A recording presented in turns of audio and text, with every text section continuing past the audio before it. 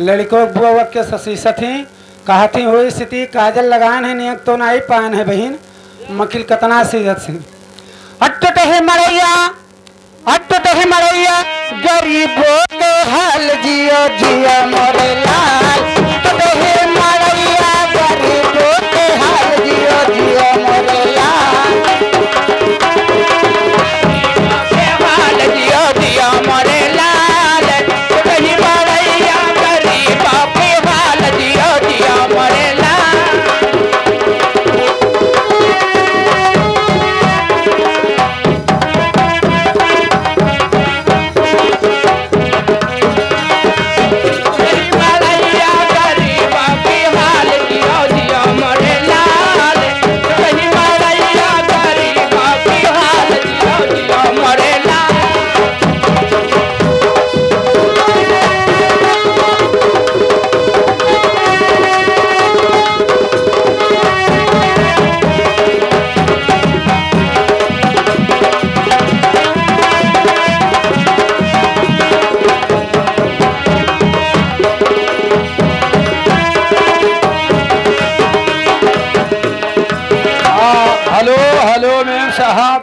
हानि बड़ी सौभाग्य की बात है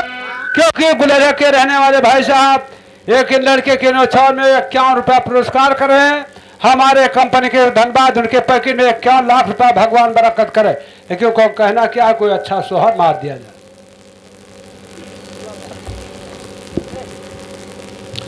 अरे बहने ससुर लेते रेवा नहीं हरे बाब होठी गाम नहीं हरे बाब होठी गाम आई हो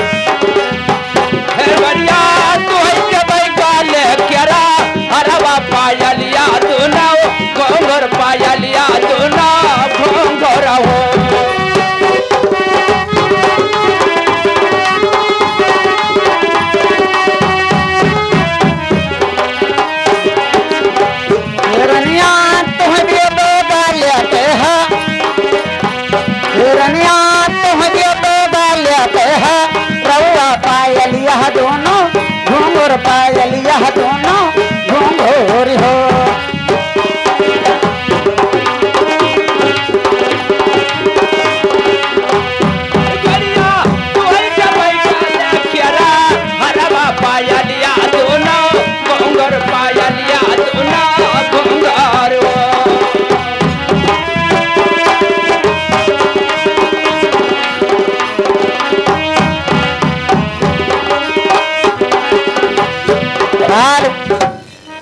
आगे सिवान भैया, फिर आगे सिवान भैया इस बच्चे के नौछार में